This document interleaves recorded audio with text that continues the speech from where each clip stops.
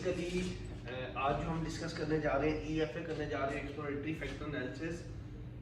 Last के ऊपर मैंने IRT, EFA एंड CFA के बारे में बहुत डिटेल में बताया, ठीक है, मेरे लास्ट लेक्चर्स में, तो वो आप देख सकते हैं। तो EFA को बेसिकली हम लोग यूज़ करते हैं EFA exploratory factor analysis. Exploratory factor analysis basically तब यूज़ होता है जब किसी स्केल का आपने जब फर्स्ट टाइम को स्केल डेवलप करना हो, ठीक है, तो वहाँ यूज़ करते हैं EFA। EFA करना क्या है? EFA आपके कोवर्ट स्ट्रक्चर को या अंडरलाइन स्ट्रक्चर को डिस्कवर करने में, एक्सप्लोर करने में हेल्प करता है। अब ये स्ट्रक्चर क्या होता है? बेसिकली किसी स्केल का एक स्ट्रक्चर होता है, जैसा कि यू नो वेल बिग 5 एक स्केल है, पर्सनैलिटी को मेजर करता है बिग 5। इसके 5 सब स्केल हैं, इसके 5 सब स्केल हैं, एग्रीएबल, न्यूरोटिक, साइकोटिक, व्हाटएवर जो भी है ना, कॉन्शियसनेस, एक्सट्रोवर्ट, इंट्रोवर्ट, व्हाटएवर, ठीक है। और इनके आगे आइटम्स हैं, हर एक के सेपरेट सेपरेट।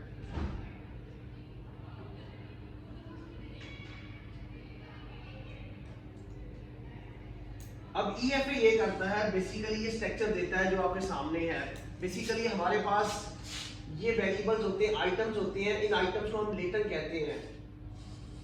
मेरे पास ये आइटम इस तरह नहीं होते कि मेरे पास आइटम इस तरह होते हैं, फॉर एग्जांपल 1 2 3 95 आइटम होंगे, व्हाटएवर जितने भी आइटम्स हैं। इन आइटम्स को इस स्ट्रक्चर में कन्वर्ट जो करता है, ट्रांसफर करता है, वो करता है EFA।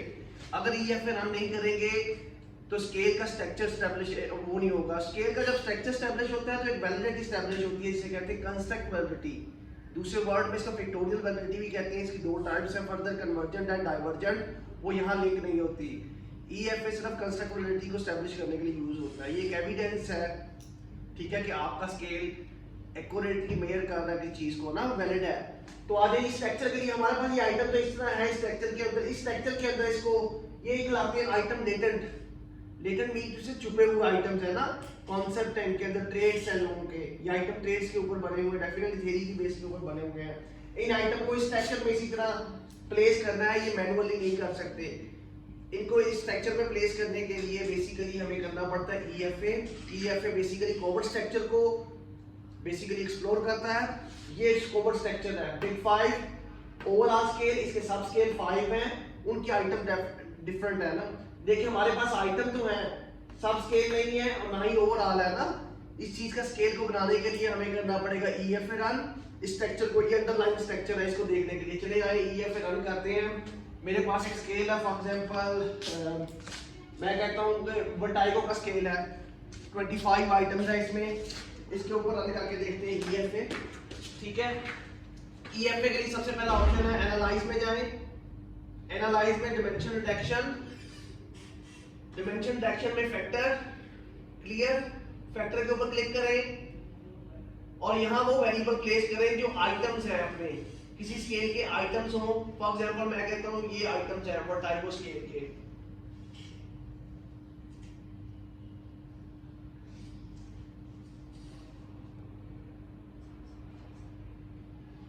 ये 25 आइटम आपने वेरिएबल में प्लेस कर दिए आउटपुट के अंदर। ये देखिए वेरिएबल्स पुट पे आप लोगों ने आइटम को पुट करना है, सिलेक्शन वेरिएबल में कुछ नहीं करना आप लोगों ने। आगे बहुत इंपॉर्टेंट चीज है स्टैट्स।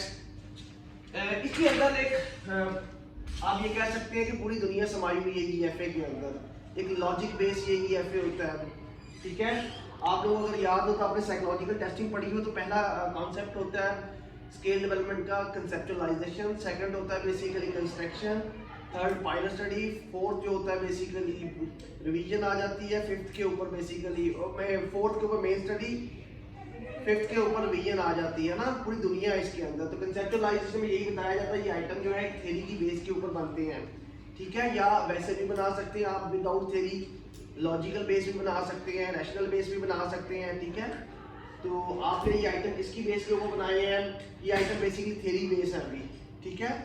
तो ये एक स्टैट्स पड़ी हुई है, ये स्टैट्स बिल्कुल लॉजिकल बेस है। आपने ये सीखनी है कि आइटम तो पुट कर दिया, कौन कौन से स्टैट्स अप्लाई करो, बिल्कुल सिंपल करेंगे ताकि EFA रन करने के लिए।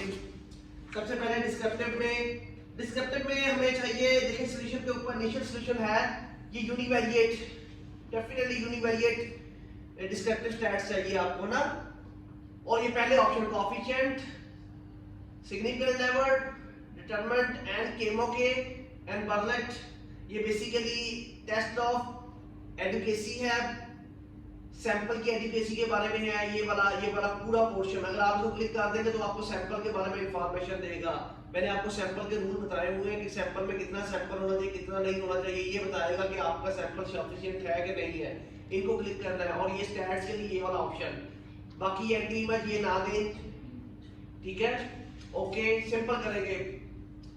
और उसके बाद है कि मेथड कौन, सबसे पहले है मेथड। बेसिकली बहुत ही इंपॉर्टेंट चीज है ये मेथड्स।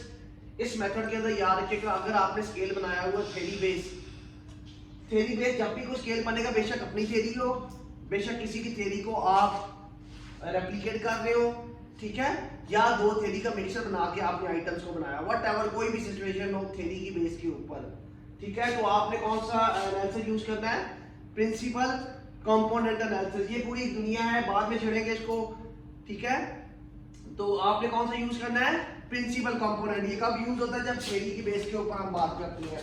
क्लियर, प्रिंसिपल कंपोनेंट को क्लियर किया। आगे है correlation method and covariance method. इसने खुद ही कोरिलेशन मेथड दिया हुआ, ये देखें, आप कोरिलेशन मेथड को क्लिक किया हुआ ऑलरेडी कर लेते हैं। इसके बाद अनरिलेटेड, ये छोड़ दें। ये स्क्रीन प्लॉट, ये बहुत इंपॉर्टेंट चीज है। ये स्क्रीन प्लॉट को आप लोगों ने क्लिक करना है। स्क्रीन प्लॉट में बताता हूँ क्या होता है, ठीक है। फिर eigen value, based on the eigen value, सबसे इंपॉर्टेंट चीज है ये है। ये स्क्रीन प्लॉट ही आइगन वैल्यू की बेस के ऊपर बनी होती है, ठीक है। इसकी हमेशा वैल्यू यहाँ प्लेस होती है 1। और दूसरा ऑप्शन होता है, अगर इसको ना यूज करना चाहे तो ये ऑप्शन यूज कर सकते हैं, fix number of the factors. ये कब ऑप्शन यूज करते हैं, इसके बाद हम यूज करेंगे। हम पहले वाला ऑप्शन यूज करते हैं based on the eigen value, ठीक है, 1। बाकी ये 25 है, इसको रहने दें, कोई चीज नहीं छेड़नी। स्क्रीन प्लॉट को क्लिक किया मैंने सिर्फ इस ऑप्शन में। रोटेशन सबसे इंपॉर्टेंट चीज है। ऑर्थोगोनल, ऑर्थोगोनल के बारे में सुना होगा कि फॉर एग्जांपल आप लोगों ने सिंपल, आप ऑर्थोगोनल को बिना देखें सिंपल। अब यहाँ जो मेथड यूज हो रहे हैं ये है वेरिएबल की नेचर के ऊपर। लेटेंट वेरिएबल में, लेटेंट वेरिएबल क्या थे, आपके आइटम्स। आइटम किसी थ्योरी की बेस के ऊपर बने थे ना, अब वो आइटम बने हुए हैं। अगर तो वो आइटम सारे आपस में लिंक हैं, एक जैसे कॉन्सेप्ट को मेयर कर रहे हैं, क्लियर, तो इसमें मेथड लगता है कोरिलेटेड मेथड। कौन सा मेथड लगता है, डायरेक्ट ऑब्लिवियन, ठीक है।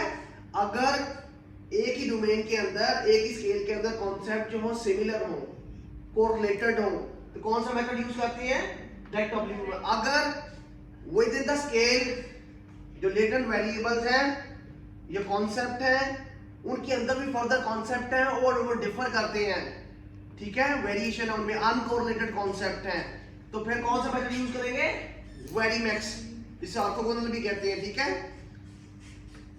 आप इसकी सिंपल सी एग्जांपल है बिग 5। बिग 5 देखें, वेरीमैक्स की सिंपल एग्जांपल है कि स्केल के अंदर बेसिकली सब डोमेन जो होती हैं वो बेसिकली ये या आइटम है अनरिलेटेड होने चाहिए। आप बिग 5 देखें, बिग 5 में 5 स्केल है, इंट्रोवर्जन, एक्सट्रोवर्जन। इंट्रोवर्जन एक्सट्रोवर्जन एक ही कॉन्सेप्ट है। जो बंदा इंट्रोवर्ट होगा डेफिनेटली एक्सट्रोवर्ट, हाँ, कम या ज्यादा हो सकता है। इसका मतलब इसके विद इन द कॉन्सेप्ट जो है ना, सारे के सारे कॉन्सेप्ट डिफर करते हैं। ऐसा ही है ना, उनमें भी वेरिएशन है। जब ये वेरिएशन हो तो ये कोरिलेटेड नहीं आपस में, इंडक्टिवली कोरिलेटेड होंगे ना। तो बेसिकली जब ये कॉन्सेप्ट आपस में रिलेटेड ना हो तो कौन सा मेथड यूज होता है, वेरीमैक्स। और जब ये कॉन्सेप्ट रिलेटेड हो, एक दूसरे के साथ रिलेटेड हो, तो कौन सा कॉन्सेप्ट लगता है, डायरेक्ट ऑब्लिवियन, ठीक है। अब वेरीमैक्स के अंदर ही ये तीनों ऑर्थोगोनल के मेथड्स हैं, कॉटेमैक्स, प्रोमैक्स, इक्वामैक्स। ये बेसिकली सिंपल आपको बताता हूँ। प्रोमैक्स ये है कि जब आपका डाटा हजारों में हो, हजारों में बहुत बड़ा डाटा हो, तो प्रोमैक्स को यूज करते हैं। छोड़ दें इसको, वेरीमैक्स के अंदर ही है। हमें दो मेथड जरूर यूज करने होते हैं, वेरीमैक्स एंड डायरेक्ट ऑब्लिवियन। अब इसकी आपको लॉजिक खुद आपने चूज करना है, आपने कौन सा यूज करना है। जैसे कि मेरा स्केल है, इसके विद इन द कॉन्सेप्ट जो है ना, आइटम जो है वो डिफरेंट कॉन्सेप्ट को मेयर करते हैं, ठीक है। डिफरेंट कॉन्सेप्ट जो मेयर होते हैं, बेसिकली डिफरेंट कॉन्सेप्ट जो मेयर होते हैं, उसके लिए मैं क्या यूज करूंगा, वेरी मैक्स अनरिलेटेड है ना मेरे जो कॉन्सेप्ट है। तो यहाँ लोग कुछ कंफ्यूज हो जाते हैं यूनिडिमेंशनल और मल्टी डिमेंशनल कॉन्सेप्ट को। यूनिडिमेंशनल मल्टी डिमेंशनल कॉन्सेप्ट जो है फैक्टर्स है। अगर आपके स्केल का सिर्फ एक ही फैक्टर बन रहा है, एक ही सब स्केल बन रहा है, यानी एक ही फैक्टर है, तो इसे यूनिडिमेंशनल कहते हैं। अगर उसके सब स्केल है जैसे इसका 5 है तो उसको क्या कहेंगे 5 डिमेंशनल। 2 है तो 2 डिमेंशनल है ना, 3 है तो 3। आपने यूनि और मल्टी डिमेंशनल, ये मल्टी डिमेंशनल स्केल है जिसमें फेसर एक से ज्यादा हो, सब स्केल एक से ज्यादा हो, वो मल्टी डिमेंशनल होता है। और यूनिट डिमेंशनल क्या होता है जिसका एक ही सब स्केल बने या एक ही स्केल बने ना। तो इस तरह कॉन्सेप्ट अभी वैल्यूमैक्स में नहीं है। वैल्यूमैक्स में जो मैं बात कर रहा हूँ वो कॉन्सेप्ट की बात कर रहा हूँ कि कॉन्सेप्ट रिलेटेड है विद इन द स्केल या कॉन्सेप्ट अनरिलेटेड है, ठीक है। तो आपने कौन सा यूज करना है वैल्यूमैक्स। वैल्यूमैक्स को क्लिक करें। वैल्यूमैक्स क्लिक करने के बाद फैक्टर लोडिंग, इसको क्लिक करें, ओके करें, कोई चीज छेड़ने की जरूरत नहीं है आपको। स्कोर्स में सबसे अच्छा है मेथड, ये डिफरेंट मेथड है, इसमें सेव एज के ऑप्शन को क्लिक करेंगे तो रिग्रेशन मेथड है, बर्नेट मेथड है और एंडरसन रॉबिन मेथड है। आप लोग सबसे जो यूजफुल मेथड है एंडरसन रॉबिन्सन है, इसको देखने जाके ये स्ट्रिक्ट भी है। Display score coefficient, factor score coefficient, इसको क्लिक करें, ओके करें। लास्ट ऑप्शन रह गया है, this is one very important. इसमें 2 ऑप्शंस हैं। जब आपके वेरिएबल का एनालिसिस होके आएगा सॉर्ट बाय साइज क्लिक कर दें, स्प्रेड बाय स्मॉल कोएफिशिएंट। आप सबसे इंपॉर्टेंट चीज है ये चीज जो है ना बहुत इंपॉर्टेंट चीज है। मैंने आपको ये बताया था सैंपल की बेस के ऊपर एब्सोल्यूट वैल्यू बिलो, ये फैक्टर लोडिंग है। फैक्टर लोडिंग जैसे मैंने आपको बताया ये आइटम इसके ऊपर लोड कर रहा है, जैसे मैं लास्ट टाइम सीएफए के ऊपर बताया लोडिंग। इस वेरिएबल का इस सबस्केल को बनाने में रोल डिफरेंट होगा, इसको बनाने में डिफरेंट होगा, इसकी कंट्रीब्यूशन डिफरेंट होगी। ऐसा ही है ना, ये जो फैक्टर लोडिंग है ना इस आइटम के ऊपर लोड होने के लिए स्केल के लिए, ये याद रखिएगा इसका एक सीक्वेंस होता है। ये मिनिमम 0.3 होती है, ठीक है। यहाँ भी 1 है ना, 3 करेंगे हम लोडिंग को 1 कर, और 4 भी हो सकती है, 5 भी हो सकती है, 6 भी हो सकती है। ये आपके सैंपल के ऊपर, जितना सैंपल ज्यादा होता जाएगा आप इस लोडिंग को, और याद रखिए जितनी आप लोडिंग ज्यादा करते जाएंगे आपके आइटम डिस्कार्ड होते जाएंगे स्केल में से, स्ट्रिक्ट होता जाएगा रूल। यानी कि जैसे ये वैल्यू बढ़ाएंगे ये सख्त हो जाएगा लोडिंग के ऊपर, चंद आइटम को लोड करेगा स्केल के ऊपर। जैसे इसकी 4 होगी तो और लोडिंग होगी, 5 होगी तो और आइटम निकल जाएंगे, 6 होगी तो आइटम जिनकी लोडिंग 6 से कम होगी वो निकल जाएगा, डिस्कार्ड हो जाएगा स्केल में से। तो इसका मतलब हम मिनिमम इसकी कितनी रखते हैं 3। ये आपके सैंपल के ऊपर होती है। अगर आपका सैंपल, मैंने आपको रूल्स बताए थे minimum sample and maximum sample का रूल बताया था, फिर difficult sample and small sample. अगर नहीं आप लोगों को याद तो वहां जाके करें। मिनिमम में मैंने बताया था आपको मिनिमम एंड मैक्सिमम सैंपल, और फिर ये था 2 थे इसमें, difficult sample, easy sample. Difficult sample ऐसा सैंपल जैसे शिज़ोफ्रेनिक के ऊपर काम कर रहे हैं आप, वो पूरे पाकिस्तान में ओपीडी में कितने लोग होंगे, डेफिनेटली बहुत कम होंगे, 100 भी नहीं होंगे पाकिस्तान में। ओपीडी तो है ही नहीं, आपको पता है कम है, जो है वो आपको इंटर नहीं होने देंगे। अब ये डिफिकल्ट सैंपल है, इसको मिनिमम किस पर मल्टीप्लाई करना है 3 मिनिमम आइटम। आइटम कितने हैं फालतू, मेरे 25 आइटम है, मिनिमम 3 के ऊपर मल्टीप्लाई किया कितना बना 3 मल्टीप्लाई बाय आइटम्स, कितना बना 150 एटलीस्ट मेरा सैंपल होना चाहिए। और मैक्सिमम सैंपल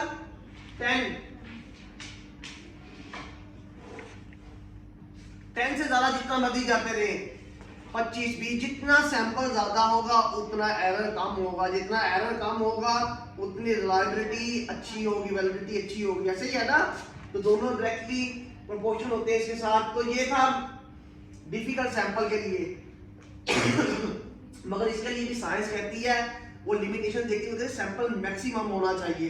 ये तो हमने वैसे ही कहा कि मुझे पाकिस्तान में मेरे लिए शिज़ोफ्रेनिक है ना, तो मैक्सिमम सैंपल होना चाहिए। ये आपने 3 में अप्लाई किया, लोडिंग क्या होगी मिनिमम 3 होगी ना। अगर आप ज्यादा सैंपल करते हैं तो 4 कर लें, जहां 1 है ना जहां वहां आप 3 कर लें, 4 कर लें। जितनी ज्यादा लोडिंग करेंगे उतना आइटम निकलते जाएंगे और अच्छा स्केल बनेगा। अब इजी सैंपल, इजी सैंपल में रूल क्या है, जहां मिनिमम सैंपल चाहिए होता है उसको मल्टीप्लाई करना होता है आइटम को 5 के ऊपर। अब कितना सैंपल चाहिए मिनिमम 25 है तो 250 मिनिमम सैंपल चाहिए इजी, और 10 के ऊपर मल्टीप्लाई करें आइटम्स को कितना चाहिए, सेम उतना ही है ना, इससे भी ज्यादा जा सकते हैं आप लोग, जितना मर्जी जा सकते हैं। 10 के ऊपर, इजी के ऊपर तो जितना मर्जी सैंपल ले सकते हैं। इसी की बेस के ऊपर यहाँ लोडिंग सेट करती हैं, जितना बड़ा सैंपल उतनी अच्छी लोडिंग आप कर सकते हैं। तो मिनिमम आप कहाँ रखते हैं इस लोडिंग को, 0.3 के ऊपर, याद रखिएगा 0.3। ओके, अब सारे ऑप्शन ओके हो गए, ये किया आपने run. This is the basically EFA। EFA में सबसे पहले डिस्क्रिप्टिव स्टैट्स आई है।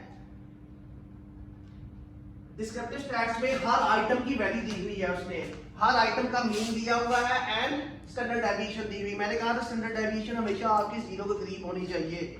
हर आइटम के अंदर आइटम की स्टैंडर्ड डेविएशन दी और मीन दिया हुआ है, और फिर सामने सैंपल बताया हुआ कितना है। दिस इज द यूनिवेरिएट, जो हमने यूनिवेरिएट का ऑप्शन क्लिक किया था ना, यूनिवेरिएट डिस्क्रिप्टिव स्टैट्स। यहाँ डिस्क्रिप्टिव ये रिपोर्ट करते हैं आइटम के साथ, mean and standard deviation her item की रिपोर्ट करते हैं। ये निकल गई है। नेक्स्ट, ये कोरिलेशन मेथड, इसको छोड़ दें, कोरिलेशन मेथड में जरूरत नहीं है आपको कंफ्यूज होने की। अगले पे आ जाए। This is the one of the important KMO। KMO value जो है बेसिकली आपकी सैंपल की एडिक्वेसी को बताती है, सफिशिएंट को बताती है कि आपका सैंपल सफिशिएंट है। हमने एक शुरू में स्टार्ट किया था ये वाला, easy sample and difficult sample. ये किसके लिए होता है, EFA एंड CFA के लिए। अब हमने अपनी तरफ से ये स्टैट्स अप्लाई की थी, क्या ये स्टैट्स सही है या नहीं है। इसके बावजूद भी हमने कहा मेरे पास 150 का सैंपल है शिजोफ्रेनिक का, बट हमने अपनी तरफ से लिमिटेशन दिखाई है ना। साइंस इसको क्या कह रही है कि ये सफिशिएंट है या नहीं है इस एनालिसिस के लिए।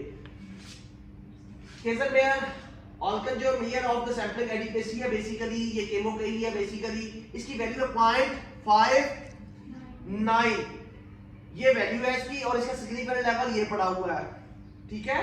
अप्रॉक्सीमेट ट्राई स्क्वायर ये है, मगर आपने ये दो चीजें देखनी होती, रिपोर्ट सारा ही कुछ करना होता है। ये दो चीजें, ये वैल्यू कितनी है 0.59। ये याद रखिएगा हमेशा 0.5 से ज्यादा होनी चाहिए। 0.5 और 7 के दरमियान हो तो इसका मतलब होता है जो आपने सैंपल चूज किया है वो गुजारा है। जब गुजारा होगा डेफिनेटली उसमें एरर भी होगा, आइटम आपके जो ऐड होने होंगे निकल जाएंगे, डिस्कार्ड हो जाएंगे, कुछ आइटम रह जाएंगे, रिटेन कर जाएंगे ना, एरर होगा। उस स्केल के जो सब स्केल बनेंगे, फैक्टर बनेंगे, वो चैलेंजेबल होंगे, कहीं भी इनको चैलेंज किया जा सकता है। इसका मतलब है ये वैल्यू 0.5 और 7 के दरमियान होगी तो फेयर सैंपल, 0.7 और 8 के दरमियान होगी तो मॉडरेट, 0.8 से 9 के दरमियान, 1 के दरमियान होगी तो हाईली सफिशिएंट सैंपल है। इसके ऊपर भी वेरिएशन है, डिफरेंट बुक्स में सैंपल की वेरिएशन डिफरेंट बताता है, कौन कुछ बताता है, फील्ड कुछ बताता है, डिफरेंट साइंटिस्ट इसके बारे में। तो इसकी नॉर्मल जैसे भी हो, और ये पी वैल्यू सिग्निफिकेंट होनी चाहिए। अगर नॉन सिग्निफिकेंट हो जाए तो सैंपल सफिशिएंट, वो तो आपको मैंने रूल बता दिया है सैंपल का, ये क्या देखना आप लोगों ने। आगे इसके बाद आ जाए कॉमनैलिटीज। इससे पहले स्क्रीन प्लॉट देखिए।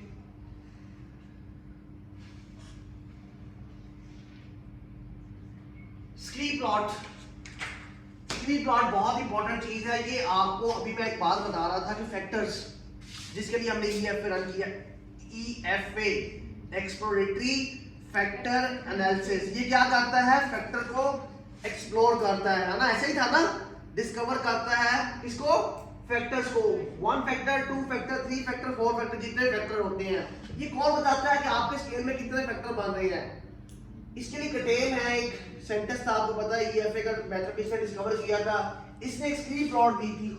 ये स्क्रीन प्लॉट है एक, ये स्क्रीन प्लॉट ये बता रही है कि इस स्केल के पॉसिबल कितने फैक्टर्स या सब स्केल बन सकते हैं। कितने बन सकते हैं, जितने आइटम्स होते हैं उतने ही फैक्टर बनते हैं, हमेशा याद रखिएगा, पॉसिबल फैक्टर्स, है ना। बट हमें कितने चाहिए, इनमें से सारे ले ले 25 के 25, फिर तो स्केल एक एक आइटम भी नहीं आता। याद रखिएगा हर जो लेटेस्ट रूल है, हर फेसेट के अंदर, हर सब स्केल के अंदर मिनिमम कितने आइटम्स रिटेन होने चाहिए, 3। याद रखिएगा 3, अगर इससे कम हुए तो उस सब स्केल को खत्म कर दें। पहले था 1 आइटम का स्केल, लाइफ सेटिस्फेक्शन का स्केल, वो अगर आप उसकी रिलायबिलिटी निकालें, कम सैंपल हो या ज्यादा हो, तो रिलायबिलिटी हमेशा हाई आती है, 0.95 में या 0.9 से ज्यादा आती है 1 आइटम के ऊपर, वो क्वेश्चनेबल होता है। ठीक है, जितने ज्यादा आइटम्स होते हैं उतनी ज्यादा इंफॉर्मेशन होती है आपकी, ठीक है, जितने कम आइटम होते हैं उतनी कम इंफॉर्मेशन होती है। तो आगे इसमें से फैक्टर कौन सा बनता है, ये स्क्रीन प्लॉट बेसिकली ये समझ ले कि एक ये समंदर है, समझ ले कि नायग्रा फॉल अमेरिका में है ना, वो बहुत बड़ा है, तो उसमें ये पानी का ये चश्मा गिरता है, जिस पत्थर के ऊपर जाके ये गिरता है, ये आपका पानी का जो लास्ट होता है ना पॉइंट, ये जो पत्थर होता है ना बेसिकली इसको कहते हैं स्क्रीन प्लॉट का वो पॉइंट है, इसे इन्फ्लेक्शन पॉइंट कहते हैं। क्या कहते हैं, यहाँ आके पानी का इस इन्फ्लेक्शन पॉइंट के ऊपर पहला फैक्टर बनता है, फिर दूसरा फैक्टर, तीसरा फैक्टर। ये फैक्टर जो है ये किसकी बेस के ऊपर बन रहा है, आइगन वैल्यू के बेस के ऊपर, 0 से लेकर 2 1 2 3, ये 1 है, यहाँ 2, ये 3, ये आइगन वैल्यू है। ये आइगन वैल्यू क्या थी, ये जो ऊपर से गिर रहा है ना ये पॉइंट की बेस के ऊपर इन्फ्लेक्शन पॉइंट बनता है, यहाँ आइगन वैल्यू से आइगन वैल्यू कहते हैं, ठीक है, इन्फ्लेक्शन पॉइंट को। अब ये वैल्यू अगर 1 से ज्यादा हो, ये वैल्यू अगर जहां इससे ऊपर जितने ये 0 0 लगे, ये 0 0 का मतलब क्या है, ये फैक्टर बता रहा है कि इतने फैक्टर आपके सब स्केल में बनते हैं। कितने फैक्टर बनते हैं आइगन वैल्यू की बेस के ऊपर, आइगन वैल्यू 1 है, इससे ऊपर कितने फैक्टर बनते हैं, 1 2 एंड 3। ये क्या सजेस्ट कर रहा है आपको कि आपके फैक्टर कितने बन रहे हैं, 3। वैसे तो 25 फैक्टर भी पॉसिबल थे ना, तो जो हमें चाहिए वो कितने बन रहे हैं, 3। याद रखिएगा, अभी 3 में से बनते हैं नहीं बनते बात की बात है। आइगन वैल्यू ये बता रही है कि 3 फैक्टर बन रहे हैं। क्लियर, आप और इसको थॉरली देखना होगा कितने फैक्टर बन रहे हैं कितने नहीं, ठीक है, आइगन वैल्यू की बेस के 1 के ऊपर। तो आप ये टर्मिनल इसमें है टोटल वेरिएंस एक्सप्लेन, हर सब स्केल का यहाँ टोटल वेरिएंस एक्सप्लेन। ये टोटल वेरिएंस एक्सप्लेन जो है बेसिकली आइगन वैल्यू को बता रहा है कि कितने फैक्टर बन रहे हैं। ये देखिए 25 फैक्टर बन रहे थे, 1 2 3 4, ये कंपोनेंट है, ये फैक्टर है, इनके आगे आइगन वैल्यूज है। आइगन वैल्यूज कौन सी है, ये आइगन वैल्यू समझ लें 14 आइगन वैल्यू है, यानी इस पहले फैक्टर में कितनी बन रही है, 14, दूसरे में 1.91, दूसरे में, तीसरे में 1.1. ये देखिए आइगन वैल्यू 1, 4 फैक्टर की आइगन वैल्यू क्या है, 1 से ज्यादा, इसका मतलब 4 पॉसिबल फैक्टर बन सकते हैं इसमें, ऐसा ही है ना, बाकी भी बन सकते हैं, बट मैंने क्या कहा जिनकी आइगन वैल्यू क्या हो 1 से ज्यादा। और ये देखिए उसने खुद का खुद इसका सजेशन दिया हुआ है 4।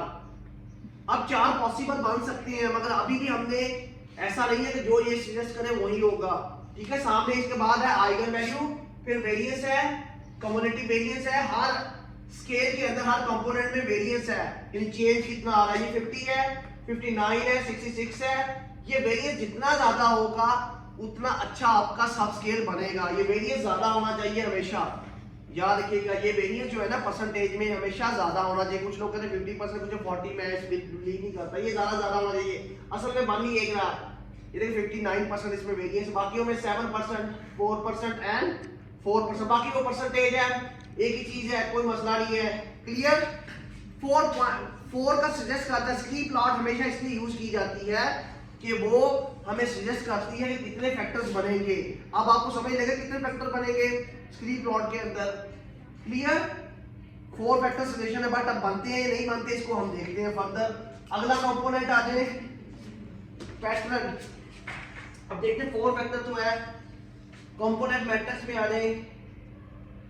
बेसिकली ये है वो सब स्केल्स, ये 25 आइटम है, ये कंपोनेंट मैट्रिक्स है, इसके भी आगे रूल्स है, कंपोनेंट मैट्रिक्स, पैटर्न मैट्रिक्स कब कहां यूज करते हैं, वो डिफरेंट मेथड्स हैं। आगे ये जो मेथड्स हैं वो स्केल जो लोगों ने रिस्पांस दिए हुए थे जिनकी कोऑर्डिनेशन हाई है, कोऑर्डिनेशन मीन जिससे लोडिंग हाई है, लोड मैंने बताया था 0.3 से लोडिंग जिसकी ज्यादा है वो आइटम रह जाएगा, 0.3 से लोडिंग जिसकी कम है वो क्या होगा, डिस्कार्ड हो जाएगा स्केल में से। क्लियर, हमने बनाया था। अब देखो जिन आइटम की ये कोऑर्डिनेशन की बेस के ऊपर आइटम को इकट्ठा कर रहा है सॉरी, ये आइटम को बेसिकली किसकी बेस के ऊपर इकट्ठा कर रहा है, फैक्टर्स के अंदर कोऑर्डिनेशन की बेस के ऊपर। पहला फैक्टर, पहला सब स्केल, जो आइटम आपस में हाईली कोरिलेटेड है उनको इसने क्या किया, एक जगह इकट्ठा कर दिया। उसके बाद जो दूसरे पे कोरिलेटेड थे दूसरा फैक्टर बना दिया, जो तीसरे पे थे चौथे पे है, चौथे पे मैंने आपको क्या कहा ना, मिनिमम कितने होने चाहिए, 3। ये फैक्टर इस पे भी लोड हो रहा है और 2 पे भी हो रहा है। ये फैक्टर 0.8 इसकी वैल्यू है, ये इस पे भी लोड हो रहा है और यहाँ भी हो रहा है, यहाँ माइनस में हो रहा है, बेशक माइनस हो या प्लस हो, लोड तो हो रहा है ना, इसका मतलब something wrong with this items. ये सब स्केल 2 पे भी लोड हो रहा है और ये सब स्केल 1 पे भी हो रहा है। इसका मतलब इसे पढ़े थे आपने, रूल्स पढ़े थे आइटम के। अच्छी आइटम की कैरेक्टरिस्टिक तो पार्सिमोनियस होना चाहिए, सिंपल होना चाहिए, डबल लोडेड नहीं होना चाहिए। डबल लोडेड मीन टू से एक ही कॉन्सेप्ट 2 सब स्केल्स में नहीं आना चाहिए ना। डबल लोडेड एक ही क्वेश्चन के अंदर 2 क्वेश्चन नहीं होने चाहिए, है ना। अगर ऐसा हो तो फिर क्या बन जाता है, इस तरह लोड हो जाता है 2 सब स्केल्स के ऊपर, इसे डबल लोडेड कहते हैं। इस आइटम को निकाल भी देते हैं, इस आइटम को रिटेन भी कर सकते हैं। कुछ लोग कहते हैं अगर आइटम बहुत ज्यादा हो आपके स्केल के अंदर 95, 100 व्हाटएवर 30 से ज्यादा हो, कुछ लोग कहते हैं तो ये वाला आइटम निकाल दें, डबल लोडेड है ना। कुछ लोग कहते हैं अगर आइटम कम हो तो फिर इसको निकालने की जरूरत नहीं होती, जिसमें इसकी लोडिंग ज्यादा आ रही है उसमें इसको रिटेन कर लें। क्या है अच्छी आइटम की, पहला तो डबल लोडेड डबल बैरल पढ़े थे आप लोगों ने रूल अच्छी आइटम्स के, वो आइटम्स के रूल अभी अप्लाई करने की जरूरत है। ये डबल बैरल है, डबल लोडेड ये भी कह सकते हैं, डबल कॉन्सेप्ट में है, ये भी निकल गया। फॉर एग्जांपल हम कहते हैं ये भी ये तीनों पे लोड हो रहा है, ये भी अगर निकालने पर आए तो सारे आइटम निकल जाएंगे, ऐसा ही है ना। ये भी तो डबल लोडेड है और ये इसके साथ डबल लोडेड है, इसका मतलब सारे मिक्स हो रहे हैं डबल लोडेड। और जो ये नेगेटिव का साइन होता है, नेगेटिव का साइन का मतलब ये होता है अगर ये नेगेटिव आ जाए, इनमें से किसी में आता हाई लोडिंग के ऊपर, तो क्या होता, इसका मतलब होता है इस आइटम को रिवर्स करें। रिवर्स आइटम पढ़े थे हमने, नेगेटिव आइटम, ये स्केल बताता है रिवर्स आइटम। इसका आप दोबारा जाते हैं स्केल में, रिवर्स स्कोरिंग करते हैं और दोबारा इसको ईएफए में रन करते हैं। अगर इसकी स्कोरिंग पॉजिटिव हो जाए तो इसका मतलब होता है ये आइटम क्या है, रिवर्स स्कोरिंग आइटम्स है। अब इसमें से कौन सा रखते हैं, सबसे पहले तो ये देखिए ये फैक्टर बनता ही नहीं, हमने 4 फैक्टर का सॉल्यूशन दिया हुआ है, 4 फैक्टर बनते ही अब क्या करना है हम लोगों ने पहले फैक्टर सॉल्यूशन को ठीक करना है। ये 3 फैक्टर बन सकते हैं अगर इसको ठीक किया जाए तो, 2 भी बन सकते हैं, 1 भी बन सकते हैं। इसको बारी बारी रिड्यूस करना होता है, आप लोगों ने क्या करना होता है, बारी बारी रिड्यूस करना होता है। चले करके देखते हैं। अब इसके असल ये चीज होती है इसको सेटिंग करना। अब उसने तो कहा ना 4 फैक्टर बनेंगे आइगन वैल्यू में, स्क्री प्लॉट बनते हैं नहीं बनते बाद की बात है। अब इसको रिड्यूस करना आप लोगों ने, ये 4 फैक्टर स्केल नहीं बनता, इसको क्या करें, कंट्रोल ए करो, डिलीट करो, दोबारा एनालाइज में जाओ, कोई चीज नहीं छेड़नी आप लोगों ने डिमेंशन रिडक्शन में। लास्ट ऑप्शन है ये वाला, फैक्टर लोडिंग तो नहीं ज्यादा करनी है आप लोगों ने।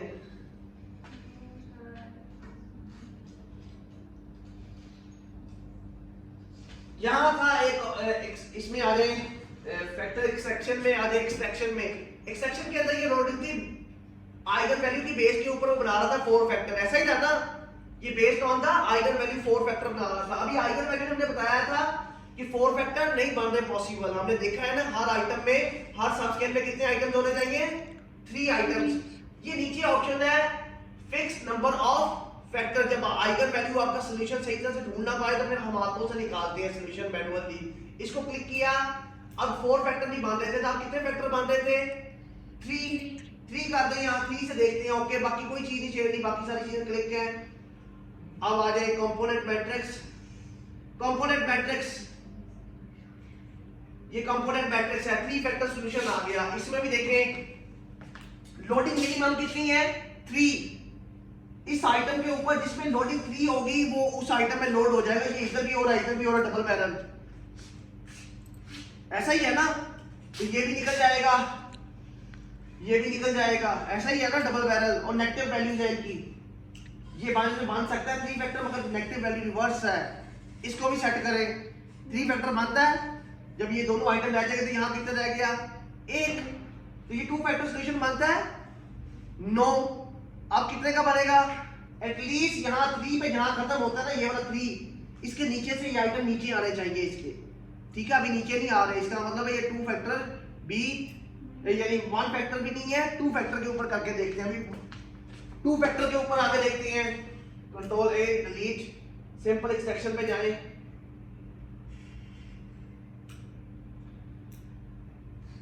अब यहाँ क्या करें, फिक्स नंबर में 2 कर दे बस। अभी 2 फैक्टर सॉल्यूशन देगा। अब 2 फैक्टर सॉल्यूशन के अंदर कंपोनेंट मैट्रिक्स में जाएं। अब देखें 2 फैक्टर्स। अगेन मैंने लोडिंग कितनी दी थी, 3 दी थी ना लोडिंग। यहां जब तक इस लाइन के अंदर लोडिंग यहां 3 चल रही है तब तक ये आइटम इसी में रिटेन देंगे। ये आइटम इसमें ज्यादा लोडिंग है, इसमें लोडिंग ज्यादा है ना, ये यहां लोड नहीं हो सकता, 0.3 है, जिसमें लोडिंग ज्यादा उसमें रखते हैं। और इसके नीचे यही आइटम अगर इसके नीचे आते हैं, यहां इसका लास्ट कंपोनेंट में भी यहां होता 0.32 होता, उसके बाद ये आइटम आते हैं, तो ये आइटम सब स्केल 2 बनता फैक्टर, है ना, क्योंकि ये आइटम कम हो जाती थी, लोडिंग 0.1 हो जाती, 0.2 हो जाती, ऐसे ही था ना। मगर इनकी तो लोडिंग बहुत ज्यादा है, 0.4 तक चल रही है, और इसकी लोडिंग उससे भी कम है, डबल लोडेड है, बार बार डबल लोड। अगर ऐसा है तो ये सारे आइटम निकल जाएंगे। अब सब स्केल 2 बनता है, नो, इसके नीचे आना चाहिए। ये जो सब स्केल के आइटम्स हैं, यहां फैक्टर लोडिंग 3 के ऊपर खत्म होनी चाहिए और यहां आनी चाहिए। अब ये 2 भी नहीं बनता, अब क्या बनेगा, 1 डिमेंशन चेक करते हैं, इसे कहते हैं यूनिडायमेंशनल स्केल। क्या कहते हैं,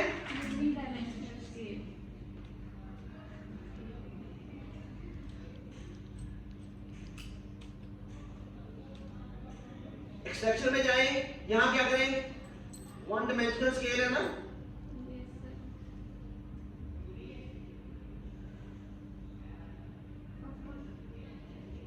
this is 1 dimensional component matrix.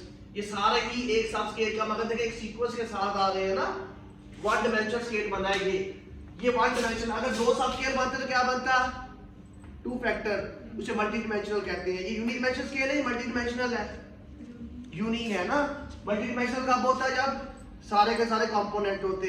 अब इसका जो टेबल है, बेसिकली मेरे लेटेस्ट आर्टिकल देख लें, ठीक है, मोहम्मद अकील गूगल स्कॉलर पे लिखे, तो उसमें लेटेस्ट ईएफए के मेरे स्केल डेवलप है, स्पेशली गैस लाइटिंग का स्केल डेवलप है, वो मेरी गूगल रिसर्च गेट पे पड़ा हुआ है। गैस लाइटिंग का स्केल लेटेस्ट डेवलप किया है, गैस लाइटिंग है। उसके अलावा एटीट्यूड का स्केल है, एटीट्यूड टुवर्ड द वुमेन्स, काफी स्केल्स है मेरे, उसमें देख लीजिएगा, student thinking about the homework, उसमें भी ईएफए है, काफी स्केल्स हैं उसमें।